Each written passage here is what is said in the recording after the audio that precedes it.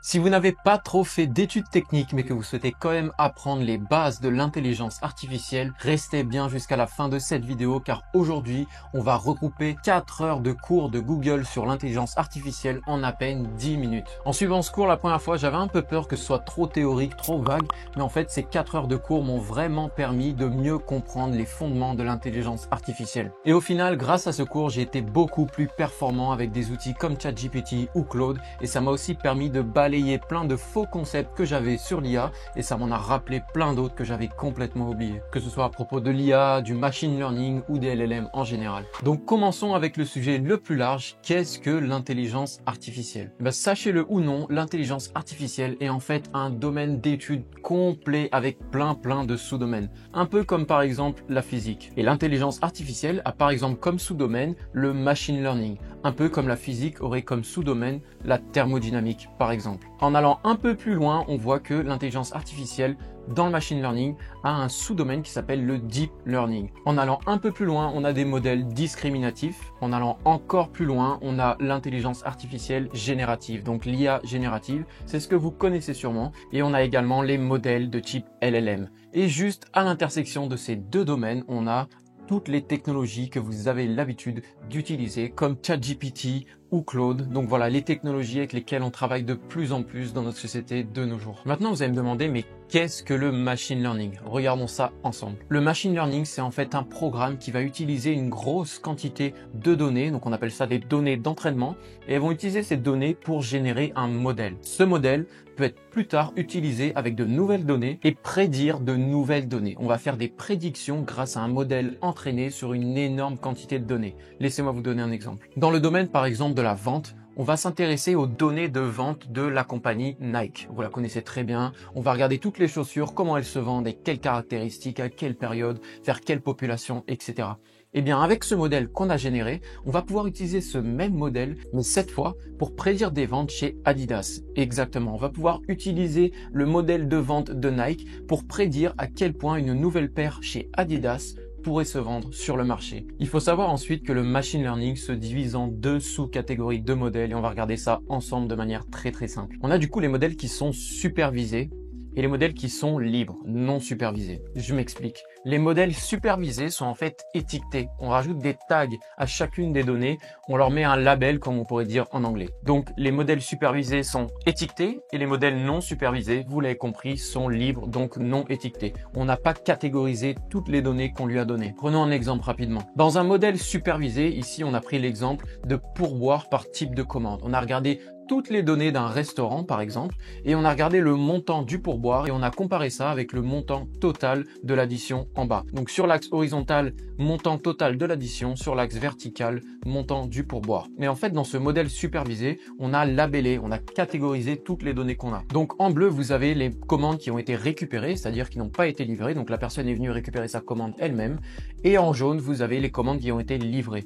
Et on voit qu'il y a une différence où se positionnent ces données par rapport au montant du pourboire et au montant total de l'addition. Et en fait, grâce à ça, on a ce modèle qui a été supervisé et maintenant, on va pouvoir prédire par rapport au montant total de l'addition et le type de commande, donc si c'est livré ou si c'est à récupérer sur place, on va pouvoir du coup estimer le pourboire. C'est un exemple très concret, c'est beaucoup plus complexe dans la réalité que juste ces simples données-là, mais vous avez déjà une meilleure idée de ce que veut dire le machine learning en supervisé.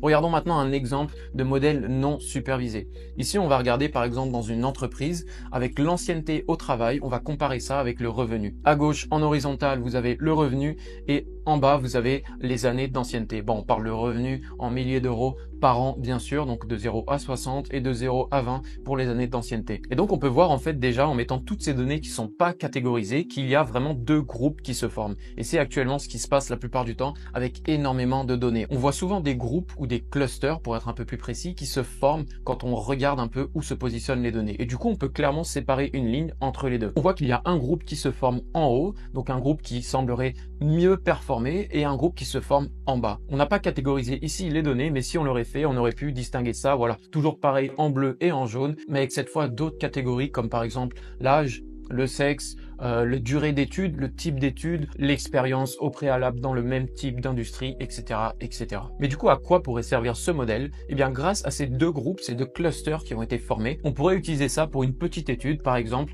est-ce que cet employé est sur la voie rapide? Est-ce qu'il progresse rapidement dans son entreprise? Est-ce qu'il monte les échelons de manière plus facile qu'une autre personne? On pourrait du coup le positionner avec son revenu et ses années d'ancienneté. Et s'il tombe du coup en haut, on pourrait dire que oui, il est sur la voie rapide. S'il tombe en bas, on pourrait dire que non, tout simplement, il n'est pas sur la voie rapide. Et ça, c'est vraiment la base d'un modèle non supervisé. C'est un peu moins précis, on peut faire des études un peu moins poussées, mais c'est aussi très utile dans certains cas. Revenons un peu au modèle supervisé. Un des avantages qu'a le modèle supervisé, c'est qu'on va pouvoir utiliser des données d'entraînement et du coup, grâce à une nouvelle entrée, on sait à peu près quel résultat on est censé obtenir. On peut anticiper la prédiction. Mais du coup, ce modèle, des fois, il va peut-être faire des prédictions qui sont un peu loin de la réalité. Ça arrive. On peut du coup comparer le résultat qu'on a eu avec un cas concret et de nouvelles données avec le même type de résultat qu'on aurait eu avec des données d'entraînement. Et si jamais il y a un écart entre la prédiction qui a été faite à l'entraînement et la prédiction réelle, le modèle supervisé va pouvoir resserrer cet écart et réévaluer sa prédiction. Et ça, c'est vraiment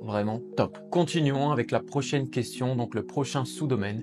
Qu'est-ce que le deep learning? Le deep learning, je vous le resitue un peu sur ce domaine d'études. Ça se trouve juste en dessous du machine learning, après les deux types de modèles libres et supervisés. Donc on a le deep learning qui correspond du coup à un type d'apprentissage automatique qui utilise des réseaux de neurones artificiels. Et du coup, croyez-le ou non, ce type de technologie, et c'est plutôt incroyable, a été basé sur le réel fonctionnement d'un cerveau humain. On a vraiment repris les caractéristiques et le fonctionnement d'un cerveau humain et la communication entre les neurones pour créer ce genre de technologie sur ordinateur. Et c'est vraiment puissant. Du coup, je vous montre un peu à quoi ça ressemble pour essayer de vous simplifier un peu cette vue. Je sais que ça peut paraître un peu abstrait à ce point-là, mais en fait, on peut regarder ça de cette façon. On a des couches d'entrée, des couches cachées et des couches de sortie, et les connexions entre tous ces neurones vont nous permettre de faire des prédictions beaucoup plus poussées. Et vous l'avez compris, plus on a de couches cachées, plus on a de réseaux et de connexions entre différents neurones, plus on aura un modèle qui sera puissant. Et du coup, les réseaux de neurones nous permettent de faire quelque chose qui s'appelle de l'apprentissage semi-supervisé. Et ça, c'est un peu une version hybride entre les modèles libres et les modèles supervisés, et c'est super puissant. Et laissez-moi vous montrer un exemple ici. Du coup, prenons l'exemple d'une banque. Une banque a énormément de données sur ses clients, vous imaginez bien, sur leurs prêts, s'ils ont été capables de rembourser en temps, en heure, les différentes caractéristiques de leurs clients, etc., etc. Du coup, une banque pourrait utiliser un modèle de deep learning pour faire de la détection de fraude. Je m'explique. Ici, on a du coup des données qui sont étiquetées. Donc, imaginons qu'on a un énorme set de données, plusieurs milliers, plusieurs millions de sets de données. La banque, du coup, va prendre le temps peut-être d'étiqueter, donc de labeller, donc de catégoriser seulement, disons, 5% de toutes ces données. Du coup, elle va prendre le temps, c'est vraiment des ressources, et elle va étiqueter toutes ces données en frauduleuses ou non frauduleuses. Donc en bleu, ok, tout va bien, et en jaune, frauduleuses. Par exemple, des clients qui n'ont pas payé ou qui ont fait des transactions frauduleuses ou qui ont été en retard sur le paiement de leurs prêts, etc., etc. Du coup, le modèle va comprendre, grâce à l'apprentissage semi-supervisé, des patterns. Il va reconnaître des modèles, une façon de réfléchir, on peut appeler ça comme ça, pour ensuite de lui-même étiqueter tout le reste des données, donc tous les 95% des données, et ça va nous donner un modèle qui va être complet et prêt à l'usage. Et du coup, maintenant, la banque, et c'est ce qui se passe actuellement, va se servir du machine learning pour récupérer des données d'un nouveau client qui viendrait à la banque pour demander un prêt, par exemple sur 20 ans, un prêt énorme. Ils vont prendre toutes ces données, ça pourrait être son âge, son passif avec les banques, sa situation actuelle, son type d'emploi, sa situation familiale, etc. La banque va rentrer tout ça dans son modèle de deep learning, et du coup, le modèle va lui donner une indication si ça semble être une transaction frauduleuse ou non. Et ça, c'est tout le pouvoir du deep learning. Continuons dans le deep learning, on a du coup ce qu'on appelle le deep learning discriminatif. Je m'explique. Les modèles discriminatifs apprennent la relation entre les étiquettes et les points de données. C'est-à-dire qu'en fait, on va récupérer toutes les données, c'est ce que je vous ai expliqué, et il va apprendre la relation entre toutes ces données et le résultat, c'est-à-dire frauduleux ou non frauduleux dans notre exemple. Il va essayer de comprendre comment ça se passe. Il va essayer de trouver des liens et faire des connexions entre les données qu'il a et le résultat. Prenons un exemple vraiment très simple. Imaginons qu'on a tout simplement des images de chats et de chiens, etc., etc.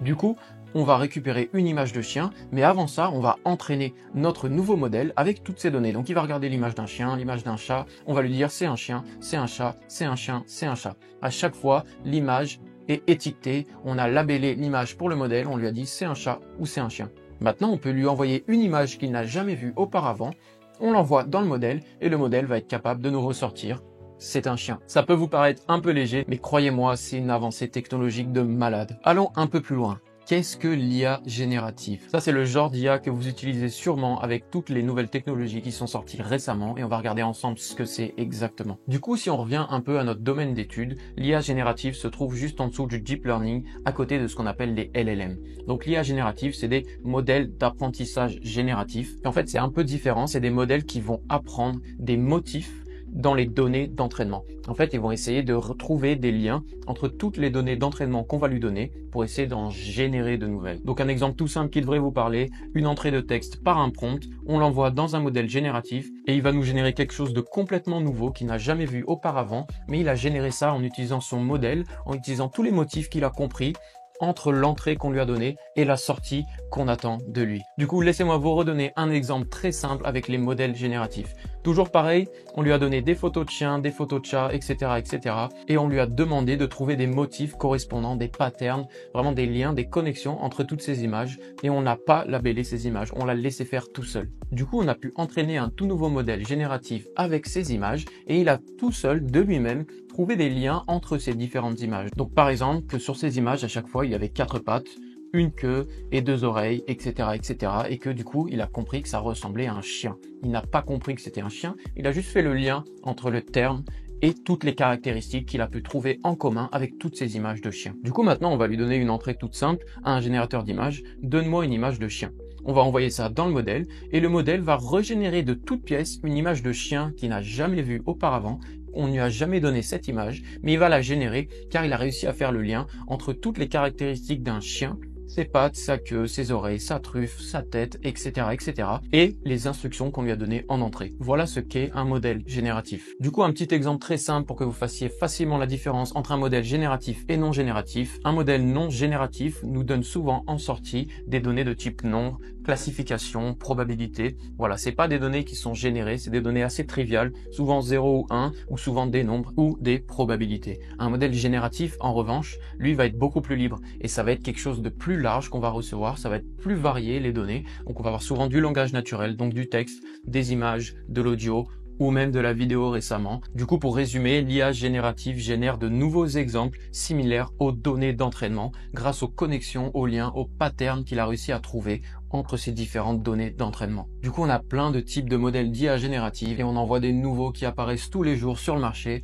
et on va regarder ça très rapidement ensemble. On a du coup du texte à texte, donc c'est des modèles qui prennent des entrées en langage naturel et produisent des sorties en langage naturel aussi, donc du texte vers du texte. Du coup, on a par exemple ChatGPT, Google Bard, Claude, etc., etc. Ensuite, on a du texte à image. Donc là, vous l'avez compris, on lui envoie du texte et il nous génère une image. Pour ça, on a Midjourney, on a aussi ChatGPT ou d'autres applications. Vous en connaissez plein. D'ailleurs, si ça vous intéresse de faire du texte à image, j'ai sorti un tutoriel sur cette chaîne qui vous explique comment faire ça gratuitement avec un des derniers modèles les plus performants qui s'appelle Flux One. Il est entièrement gratuit et du coup, dans cette vidéo, je vous montre étape par étape comment se servir de ce modèle dès maintenant. Si ça vous intéresse, je vous laisse faire un tour, je vous mettrai un lien à l'écran. Du coup, on a aussi des modèles texte à vidéo, c'est plus récent. Donc vous l'avez compris, on génère une vidéo avec une description, un prompt et pour ça, on a des nouveaux modèles qui sont sortis. Il y en a de plus en plus et ça commence à devenir vraiment très intéressant. Toujours pareil, on a aussi des modèles qui font du texte à 3D, c'est-à-dire en fait, grâce à un texte, un prompt, il va nous générer une image en 3D, donc c'est un modèle en 3D et ces modèles peuvent être réutilisés pour des jeux vidéo, pour des animations sur des sites web, etc., etc. Ensuite, du texte à tâche, donc là, c'est un peu plus poussé. Au mieux d'uniquement donner du texte et s'attendre à du texte en sortie, on va pouvoir entraîner des modèles avec ChatGPT pour par exemple créer des assistants qui vont être capables d'utiliser des fonctions et des outils pour leur donner vraiment des instructions qui s'apparentent à des tâches. Du coup, ce modèle va exécuter ces tâches pour nous. J'ai aussi fait une vidéo à ce sujet où je vous montre comment créer votre premier assistant IA. Si ça vous intéresse, je vous mets également le lien à l'écran actuellement et nous, on continue. Du coup, le dernier sous-domaine qu'on va voir ensemble, ce sont les LLM, les modèles de langage large. Donc LLM en anglais, Large Language Model. Du coup, ils se trouvent vraiment en bas dans les sous-domaines du machine learning. Et en fait, les LLM, on peut appeler ça des modèles pré-entraînés avec un grand nombre de données qui peuvent être ensuite ajustés pour des objectifs spécifiques. Du coup, pour vous expliquer, j'ai pris un exemple encore plus simple. Imaginez que vous avez un chien et que vous allez l'entraîner un peu comme on le ferait avec un LLM. Donc ce chien va être du coup pré-entraîné avec des actions très simples. Assis, viens ici, couché, debout, pas bouger, vous avez compris. C'est un très bon toutou, mais c'est un toutou généraliste. Ensuite, on va vouloir fine-tuner, donc spécialiser, adapter ce chien avec d'autres types d'actions, d'autres entraînements qui pourraient s'apparenter du coup à un chien policier, à un chien guide, à un chien de chasse, etc.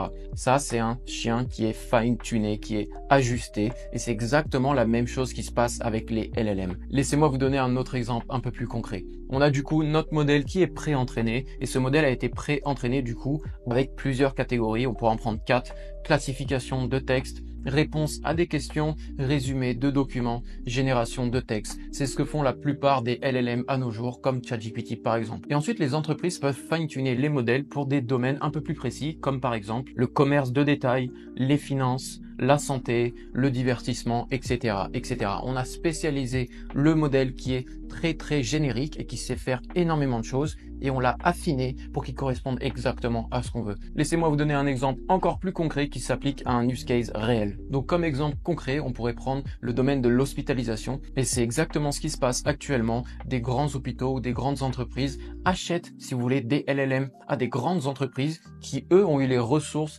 et la capacité en ordinateur, etc., parce que c'est immense d'entraîner ces modèles-là pour pouvoir répondre et générer du texte. Du coup, les hôpitaux n'ont pas les moyens de le faire, mais ils ont les moyens d'acheter un modèle pré-entraîné à des entreprises comme OpenAI, comme Google ou comme Meta.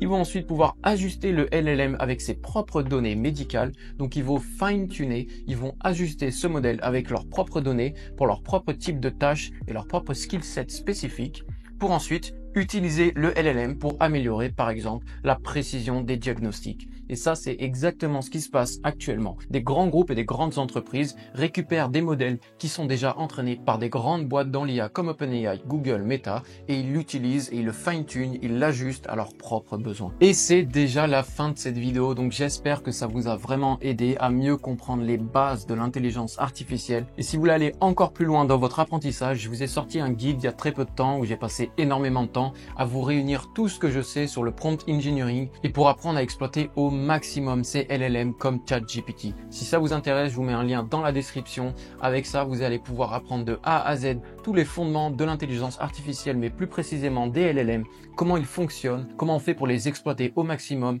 le type d'instructions qu'il faut leur donner, comment les structurer et plein d'exemples pour que vous puissiez l'utiliser dans votre vie de tous les jours et gagner du temps et gagner en productivité grâce à l'intelligence artificielle. Et en tout cas, si cette vidéo vous a plu, je vous remercie du fond du cœur d'avoir suivi jusque-là. N'oubliez pas de mettre un petit like, mettez-moi un commentaire, je suis curieux de savoir si vous étiez au courant de tout ça. Et surtout, n'oubliez pas de vous abonner pour ne pas rater les prochaines vidéos. Je sors énormément de tutoriels, de nouveautés sur l'IA et de cours un peu plus théoriques comme celui-là. Donc voilà, une fois de plus, merci beaucoup d'avoir suivi jusque-là. C'était Thomas et on se revoit très bientôt. Ciao!